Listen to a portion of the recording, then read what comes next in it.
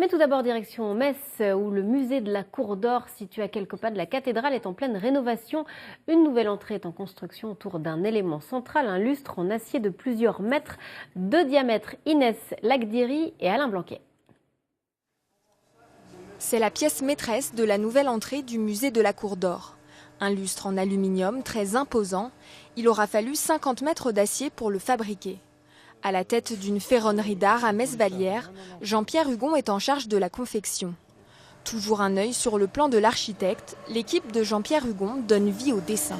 Au départ, on a tracé la pièce et on a découpé des formes en aplat. Et là, c'est l'opération de roulage qui donne la courbe et le volume de la pièce finale. C'est ici, au sommet de la coupole, à 16 mètres de hauteur, que sera installé le lustre. Dernière vérification au laser pour valider l'axe des suspensions qui maintiendront la pièce. Il faut dire que le poids du lustre est assez conséquent. 5 mètres de diamètre pour un poids de 575 kg. Il sera en aluminium polymiroir et tenu par 4 câbles, comme on symbolise ici le passage de ces 4 suspentes. Il sera rétroéclairé par 4 gros spots. Et voilà ce que ça devrait donner. Le lustre surplombant l'entrée du musée complètement métamorphosée.